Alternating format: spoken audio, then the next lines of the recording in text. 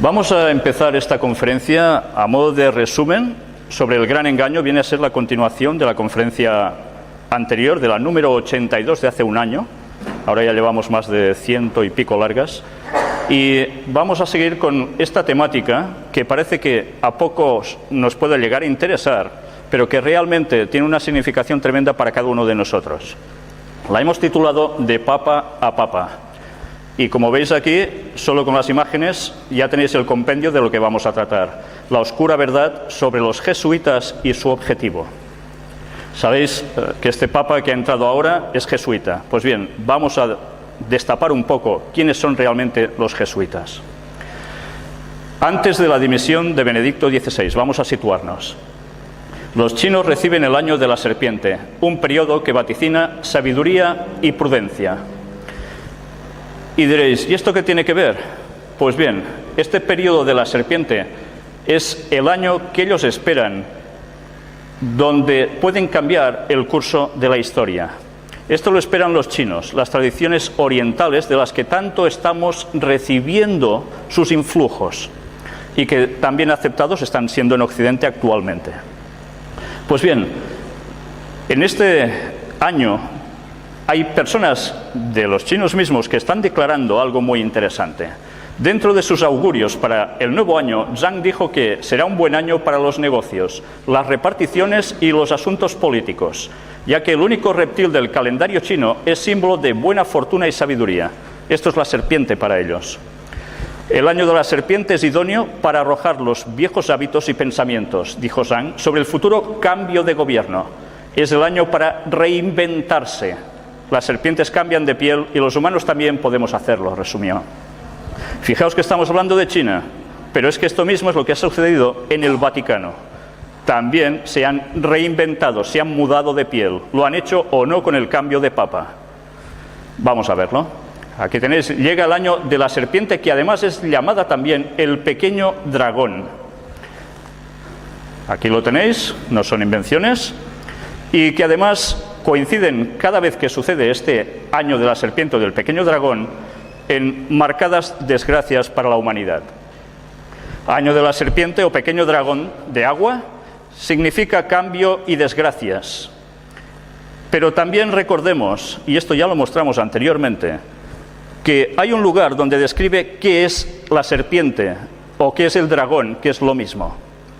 Y para eso deberíamos recurrir a textos muy antiguos, bíblicos, que son desechados por mucha gente, donde nos dice que es Satanás. A eso es lo que la cultura oriental le rinde tributo. Y que va asociado, cómo no, con el número 13, tal como demostramos en la conferencia anterior. Mirad qué texto tan curioso en Apocalipsis 12:9, donde dice: y fue lanzado fuera el gran dragón, la serpiente antigua, que se llama Diablo y Satanás, el cual engaña al mundo entero. Fue arrojado a la tierra y sus ángeles fueron arrojados con él. Y diréis, ¿y esto qué tiene que ver?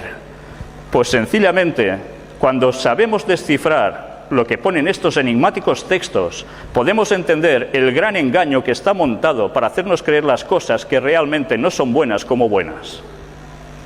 Aquí tenéis, el Papa saluda a China, precisamente, y Extremo Oriente por Año Nuevo Lunar.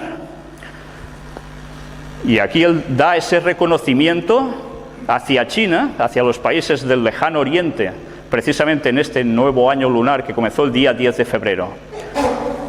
La renuncia de Benedicto XVI viene prácticamente después de todo esto, y es el momento del cambio, de esa transmutación. Dice que renunció por falta de fuerzas. Nosotros en las conferencias demostramos que no es por eso. Hay muchos más factores detrás. El anuncio de la renuncia del Papa llegó completamente de sorpresa, pero para entender su lógica hay que considerar también la fecha del calendario. Atención a esto, no son casualidades el momento de su fecha. Hoy, efectivamente, para la Iglesia la fiesta litúrgica es el de la Virgen de Lourdes, en el aniversario de las apariciones marianas más célebres. ¿Y cuándo sucedió eso? Días 11 de febrero. Mirad qué extrañas casualidades, una vez más, vuelven a coincidir aquí. El Papa renuncia a los 85 años, 8 más 5, 13. Estamos haciendo numerología, lo que ellos trabajan habitualmente, que es cábala. en verdad, espiritismo.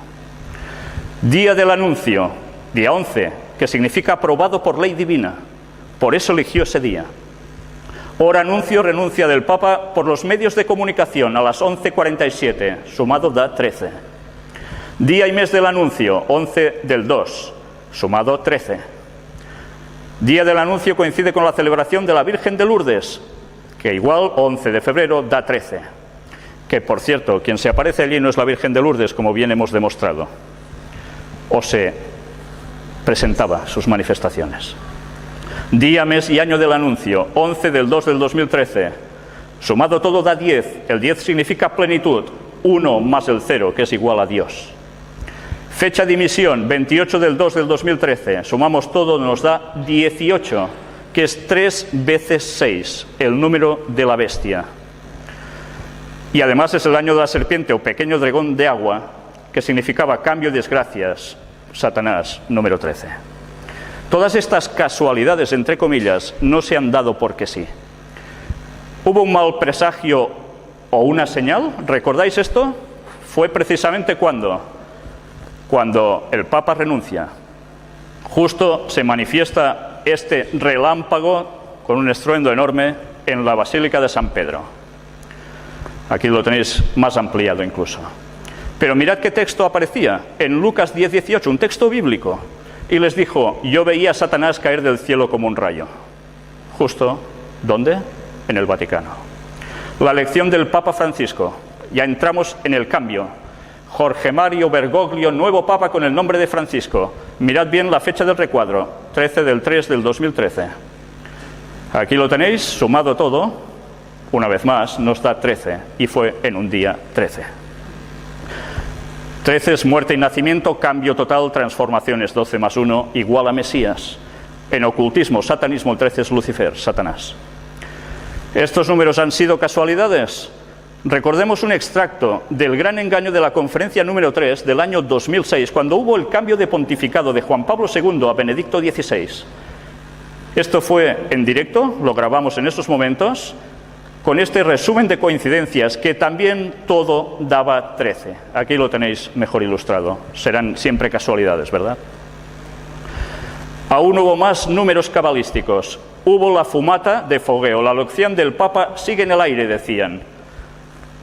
Y esos momentos claves, hubo 33 votaciones.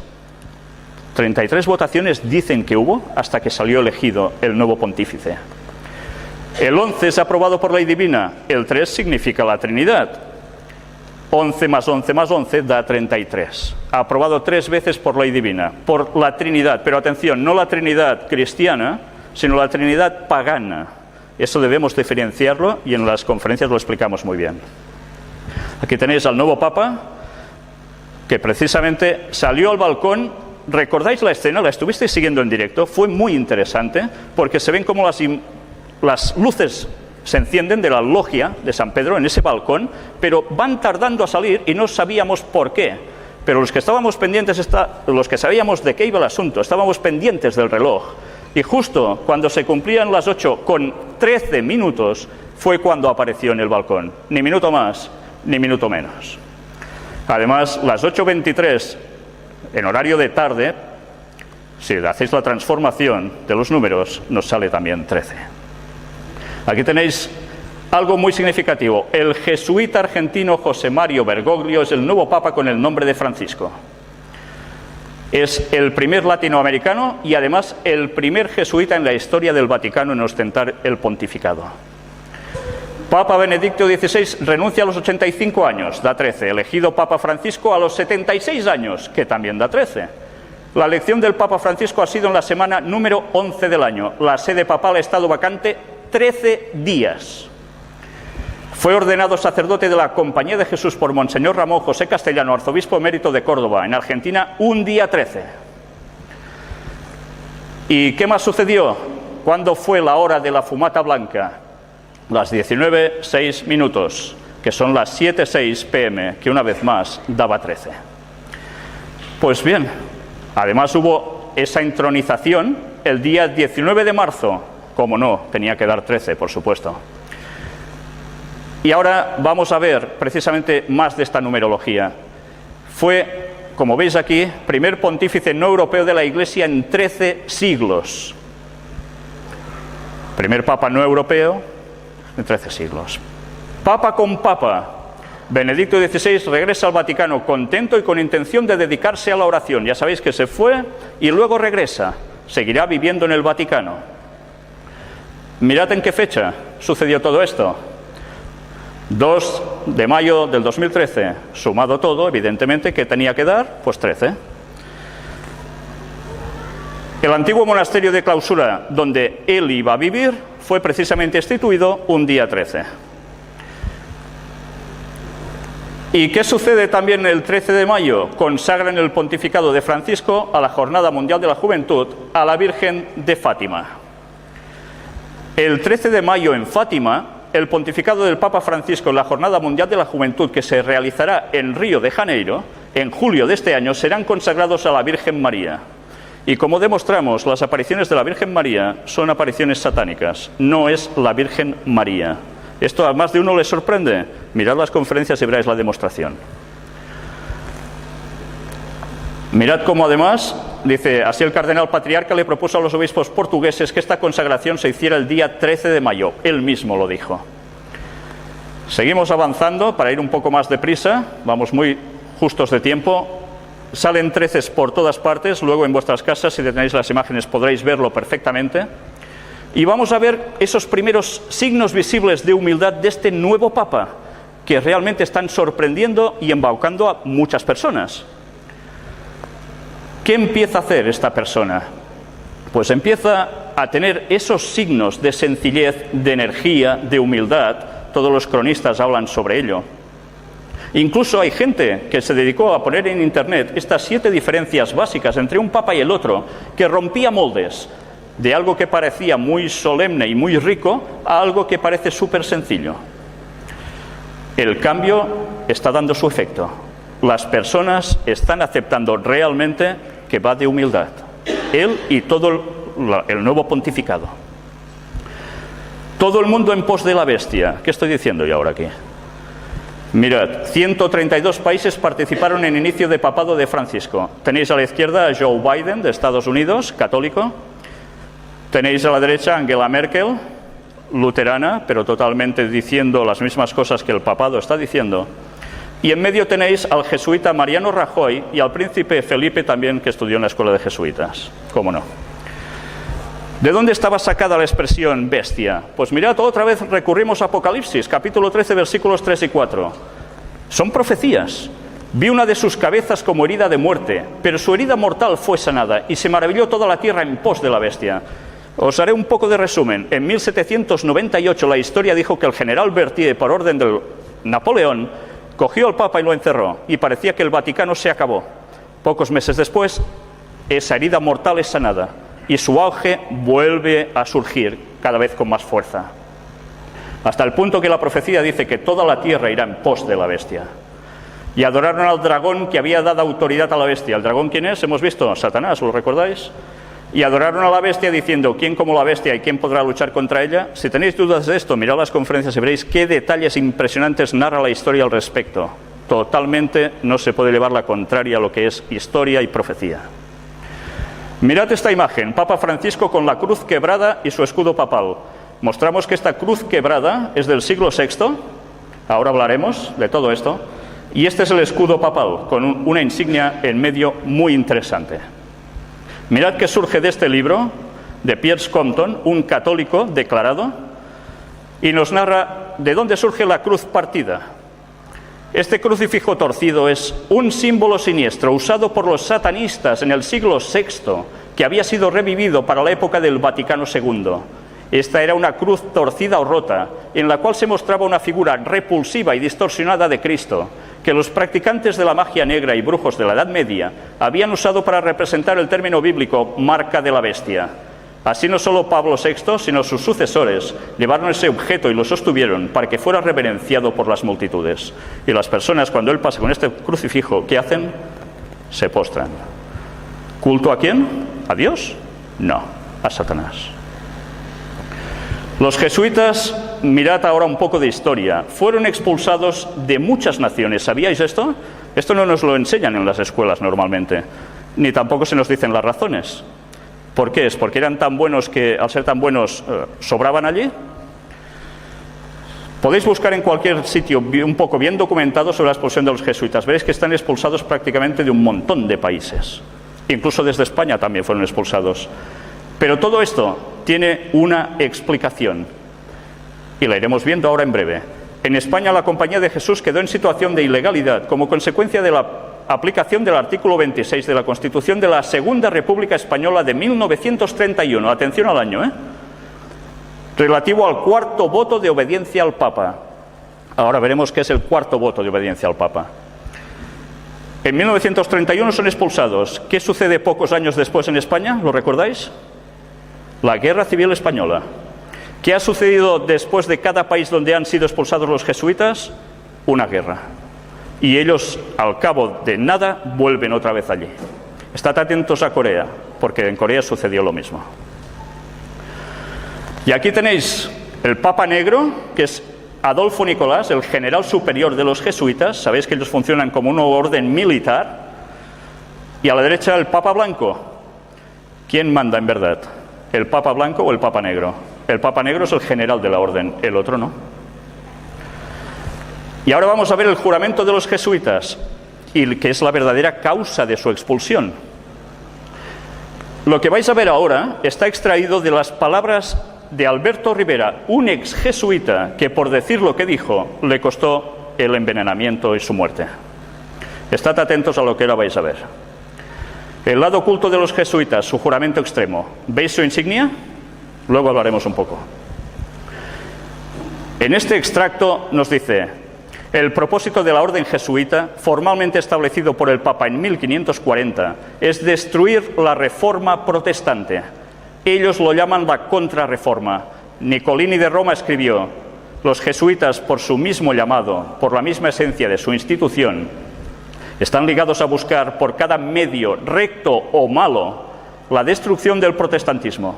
Esta es la condición de su existencia, el deber que ellos deben cumplir o cesar de ser jesuitas. Y aquí tenéis de dónde está extraído, 1894. Y ahora mirad el extracto del juramento de los jesuitas. Para este fin el jesuita profeso se tiene obligado a sí mismo con un juramento, parte del cual fue publicado en 1899. Y vamos a ver qué pone allí. Ahora yo renuncio y desconozco mi lealtad debida a cualquier rey herético, príncipe o estado, llámense protestantes o liberales, o la obediencia a cualquiera de sus leyes o magistrados u oficiales.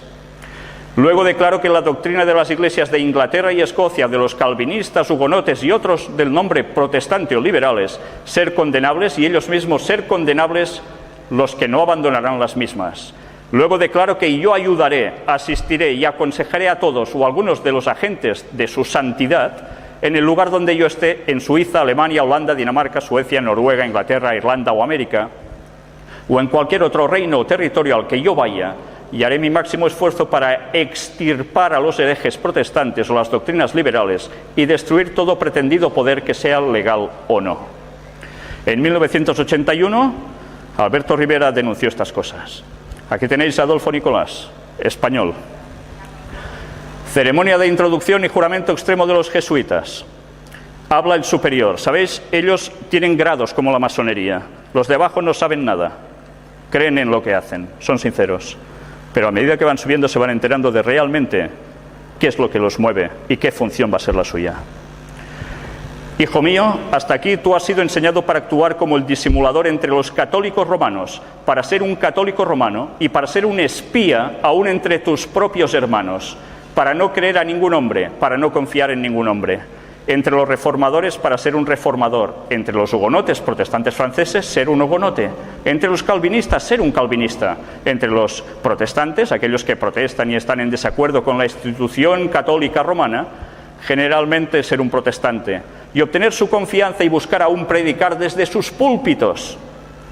Y denunciar con toda la vehemencia, emoción violenta, en tu temperamento a nuestra santa religión y al Papa, y aún descender tan bajo como para llegar a ser un judío entre los judíos, para que tú puedas estar habilitado a reunir toda la información para el beneficio de tu orden como un fiel soldado del Papa. ¿Sabéis qué es esto? Infiltración. Se harían pasar por protestantes, como grandes predicadores incluso. Se pondrían también, no solo esto, porque hay más, en política, para llevar al pueblo al objetivo que ellos pretenden, la sumisión al Vaticano. Y sigue hablando de todo lo que harían, y la verdad es que es realmente escalofriante, porque hablan de que si conviene matar, matarán. Casi nada. Todo esto lo podréis ver en detenimiento en vuestras casas. Mónita secreta de los jesuitas o instrucciones reservadas. Esto aún se puede encontrar. Era secreto, se destapó. Aquí lo tenéis. Y aquí es donde Alberto Rivera explicó todas sus experiencias. Mirad que también apareció aquí. Los jesuitas fueron hace años expulsados de los territorios de España por conspirar gravemente contra el Estado y la autoridad del soberano, a costa de quien al mismo tiempo vivían y se expandían. Hay que tener presente que durante muchos años en el diccionario de la Real Academia Española, la palabra jesuita era definida como dos cosas: perteneciente a la orden jesuita o bien hipocresía. Esta última definición fue borrada en 1967, ¿por qué sería? En numerosos textos literarios, el hacerse el jesuita es el hacerse pasar por inocente sin serlo. Impresionante. Y vamos a ver unas frases célebres referidas a los jesuitas. John Adams, segundo presidente de los Estados Unidos de América. La historia de los jesuitas quizás no se ha escrito de forma muy elocuente y sin embargo está apoyada por autoridades incuestionables. La restauración de la orden jesuita en el año 1814, llevada a cabo por el Papa Pío VII, representó ciertamente un paso hacia la crueldad, la oscuridad y el despotismo y muerte. No me gusta la apariencia de los jesuitas. Si alguna vez ha habido algún grupo de hombres que ha merecido condenación aquí en la tierra y en el infierno, esta es la sociedad de Ignacio de Loyola, los jesuitas. Se los conocía muy bien, porque luego veréis qué hicieron ellos en Estados Unidos y que no nos han explicado en las escuelas. Abraham Lincoln, todos lo conocéis. La guerra civil americana nunca hubiera sido posible sin la siniestra influencia de los jesuitas. ¿Ahora entendéis por qué sucedió la guerra de secesión en los Estados Unidos? Querían someter la nueva nación a Roma, cuando surgió como protestantes. Samuel Morse, el inventor del telégrafo. Los jesuitas son una sociedad secreta, como tipo de orden masónica, pero con sobreañadidas horrorosas y detestables características, 1000 veces más peligrosa. Y mirad las instrucciones secretas de Loyola, su fundador. Finalmente, hagamos todo con tal grado de astucia que podamos ganar dominio sobre los príncipes, los nobles y los magistrados de cada lugar, para que estén listos a nuestra llamada y a nuestra disposición, incluso al punto de sacrificar sus propias familias, así como los más íntimos amigos, cuando digamos que es para nuestro interés y ventaja. Y todo esto es historia. ¿La conocíais? Os recomiendo este libro, Vatican Assassins, donde se muestran estas citas y muchas más con historia, todo con detenimiento. Aquí hay un pequeño extracto de este libro que habla sobre los jesuitas, de Eric John Phelps. Los jesuitas, ahora formalmente suprimidos por el Papa en 1776, estuvieron aliados con Federico el Grande de Prusia y Catalina de Rusia. El general jesuita estaba en control del rito escocés de la masonería y ahora buscaron una alianza con la casa masónica de los Rothschild en Inglaterra, de los cuales hemos hablado en las conferencias. Para lograr esto, el general jesuita escogió a un jesuita que era judío por raza, Adam Weishaupt. Weishaupt era un brillante instructor de ley canónica, el maligno Concilio de Trento, en una universidad jesuita en Bavaria, de donde precisamente es Angela Merkel. El del Colegio Jesuita de Ingolstadt se dice haberse iniciado la secta conocida como los Illuminati de Bavaria, os suena, ¿verdad? Fundado por Adam Weishaupt. Su fundador nominal, sin embargo, parece haber tenido un papel subordinado, aunque conspicuo, en la organización de esta secta. ¿Y qué sucedió en 1 de mayo de 1776? Se crea la Orden de los Illuminati. Y así podríamos encontrar aún más cosas, hasta que llegaremos a unas frases de Napoleón, que fue usado por ellos mismos y que después los citó. Los jesuitas son una organización militar, no una orden religiosa. Su jefe es un general de un ejército, no el mero padre abad de un monasterio. Y la meta de esta organización es poder. Poder en su más despótico ejercicio. Absoluto poder, universal poder. Poder para controlar el mundo por la voluntad de un solo hombre. Jesuitismo es el más absoluto de los despotismos y a la vez el más grande y más enorme de los abusos. El general de los jesuitas insiste en ser el amo, soberano sobre los soberanos. Donde quiera que los jesuitas son admitidos, ellos serán amos, cueste lo que cueste. Su sociedad es por naturaleza dictatorial y por lo tanto es el enemigo irreconciliable de toda autoridad construida. Cada acto, cada crimen, aunque sea atroz, es una obra meritoria si se comete para el interés de la sociedad de los jesuitas o por la orden del general. Y todo esto es historia. Hay más frases célebres y aún podríamos seguir así muchísimo más. Otro libro que os recomiendo, Los terroristas secretos, de Bill Hughes, donde veréis incluso quién estuvo detrás del hundimiento del Titanic. Increíble, ¿eh? Y otro libro imprescindible que no debería faltar en ninguna biblioteca, El conflicto de los siglos, escrito por Ellen White en 1827 a 1915, que vivió ella. El libro es de 1888. Mirad que escribió bien documentada sobre los jesuitas. Pasados los primeros triunfos de la Reforma, Roma reunió nuevas fuerzas con la esperanza de acabar con ella. Ya sabéis, la Reforma protestante iba contra el poder del Vaticano. Entonces fue cuando nació la Orden de los Jesuitas, que iba a ser el más cruel, el menos escrupuloso y el más formidable de todos los campeones del papado. Libres de todo lazo terrenal y de todo interés humano, insensibles a la voz del afecto natural, sordos a los argumentos de la razón y a la voz de la conciencia, no reconocían los miembros más ley ni más sujeción que las de su orden, y no tenían más preocupación que la de extender su poderío.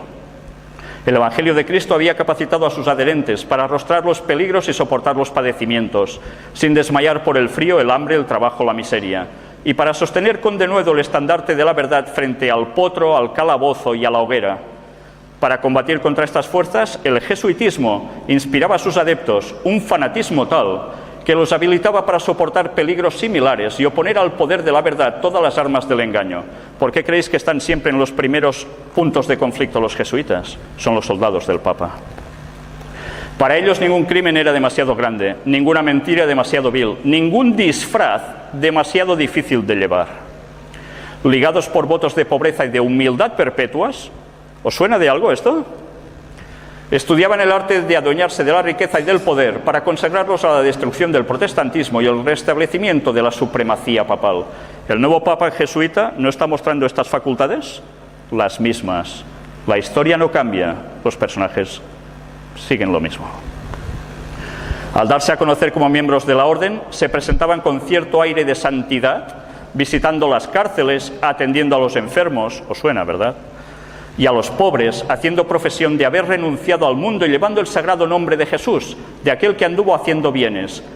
Pero bajo esta ungida mansedumbre, ocultaban a menudo propósitos criminales y mortíferos. Era un principio fundamental de la orden que el fin justifica los medios. Según dicho principio, la mentira, el robo, el perjurio y el asesinato no solo eran perdonables, sino dignos de ser recomendados, siempre que sirvieran los intereses de la Iglesia. Con muy diversos disfraces se introducían los jesuitas en los puestos del Estado, por eso fueron expulsados, elevándose hasta la categoría de consejeros de los reyes y dirigiendo la política de las naciones. Se hacían criados para convertirse en espías de sus señores, establecían colegios para los hijos de príncipes y nobles y escuelas para los del pueblo, y los hijos de padres protestantes eran inducidos a observar los ritos romanistas. ¿Se dedican o no los jesuitas a la educación? Es su punto clave, ¿verdad? ¿Para qué creéis que es? Para preparar a los niños para después. Toda la pompa exterior desplegada en el culto de la Iglesia de Roma se aplicaba a confundir la mente y ofuscar y embaucar la imaginación para que los hijos traicionaran aquella libertad por la cual sus padres habían trabajado y derramado su sangre. Los jesuitas se esparcieron rápidamente por toda Europa y donde quiera iban lograban revivar el papismo. Para otorgarles más poder, se expidió una bula que restablecía la Inquisición. No obstante, el odio general que inspiraba, aún en los países católicos, el terrible tribunal fue establecido por los gobernantes obedientes al Papa. y muchas atrocidades demasiado terribles para cometerse a la luz del día volvieron a perpetrarse en los secretos y oscuros calabozos. En muchos países miles y miles de representantes de la flor y nata de la nación, de los más puros y nobles, de los más inteligentes y cultos, de los pastores más piadosos y abnegados, de los ciudadanos más patriotas e industriosos, de los más brillantes literatos, de los artistas de más talento y de los artesanos más expertos, fueron asesinados o se vieron obligados a huir a otras tierras. Y ahora los jesuitas vuelven a tener el poder. ¿Creéis que la cosa va a cambiar en verdad si no comulgáis con lo que ellos quieren? La religión ecuménica del nuevo orden mundial, este es su propósito. Este nuevo Papa va a trabajar especialmente para el ecumenismo, para ligar todas las religiones bajo un solo paraguas, pero con alguien mandando. ¿Sabéis quién, no? Lo adivináis. Pues mirad ahora qué aparece en la iglesia de San Ignacio de Loyola en Roma. El Papa asegura que proseguirá el camino del diálogo ecuménico. Está atándose totalmente con los judíos, sobre todo porque el Vaticano, recordad, quiere instalarse en Jerusalén y lo va a hacer todo para ello. Pero además se está uniendo con el Islam, se está uniendo con los protestantes, los ortodoxos, budistas y demás. Y sigue trabajando para ello. Vais a ver ahora una serie de fotografías de la maqueta de la futura iglesia mayor y principal de los jesuitas en Roma, con partes integradas de templos de todas las otras religiones, para conseguir una sola religión mundial. Esto no es ciencia ficción, esto ya existe.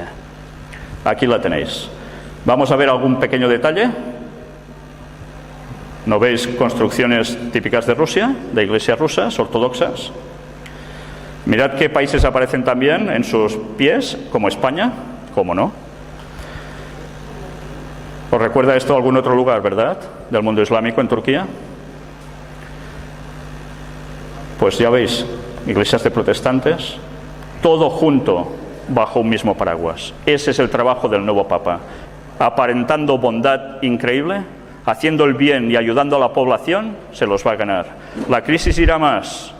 Ellos son los que a través de Cáritas van a dar de comer al pueblo, a mucho pueblo. ¿Morderéis la mano que os da de comer o pasaréis por sus leyes? Pues eso es lo que están buscando. Y mirad qué sorpresa, el origen del Reiki. ¿De dónde procede? En este libro está muy bien documentado el origen del Reiki. De Japón, sí. ¿Pero de quién?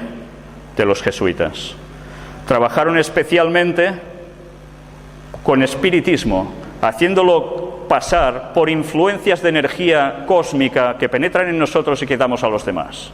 En verdad es espiritismo, es satanismo. Y hay mucha gente que lo hace de todo corazón y no sabe lo que están haciendo realmente. Pues este es el origen, en verdad, de jesuitas. Casi nada. Por tanto, si queréis información, mirad todo el apartado en las conferencias sobre puertas dimensionales, donde veréis qué cantidad de distintas materias se están utilizando para llevar a la gente a todo esto a través del movimiento de la nueva era, y no nos estamos ni enterando. Pero claro, decir estas cosas sé que no gustan, pero hay que decirlas. Y vamos a terminar con algo muy interesante. Iglesia del Jesús y San Ignacio de Loyola. Esta es la iglesia que está en Roma, la sede era de los jesuitas, y mirad la gran bondad en la que se muestra San Ignacio de Loyola, su máximo. Aquí lo tenéis. Esto es en el pórtico, en la entrada, una mano extendida con cabeza mística, mirando arriba, pero ¿qué está pisando? ¿El suelo? Con un pie sí, pero con el otro está pisando la cabeza de un protestante. Y después nos hablan de ejercicios espirituales para crecer y acercarse a Dios. Este es el líder de los jesuitas, a quien el Papa obedece y quien va a mandar el mundo, y va dentro de poco a preparar una gran fiesta para todos, que os recomiendo que, como no veáis las conferencias, os van a pillar de lleno. Y esta es su insignia, IHS. Pero mirad que aparece también dentro una escultura donde se ve a la religión flagelando a la herejía, a los protestantes, pobrecillos, flagelándolos. Interesante bondad, ¿verdad? Y la cara de horror mientras son flagelados. ¿Sabéis? La historia se va a repetir. Sed conscientes de lo que ahora estáis oyendo, porque dentro de pocos años estas escenas volverán. Porque ellos están detrás de la Unión Europea, están detrás de muchos de los gobiernos actualmente, trabajando a través de las sociedades secretas para llevar el mundo al nuevo orden mundial. ¿Por qué están saliendo los casos de corrupción ahora por todas partes? Para que la gente vea que por la política no se solucionan las cosas. Hace falta un líder de la moral. Y mirad las frases de todos los primeros presidentes de cada nación. ¿Quién están haciendo referencia que es el líder de la moral? El Papa. Trabajan para él. Ahora entenderéis por qué las cosas van por el camino que van y por qué todos estos casos se están saliendo precisamente ahora, cuando toda la vida ha sucedido lo mismo. Y mirad el emblema de los jesuitas, fijaos bien en los detalles. ¿Veis un sol, como la bandera argentina, que fue hecho por los masones precisamente? ¿Por qué será ese paralelismo?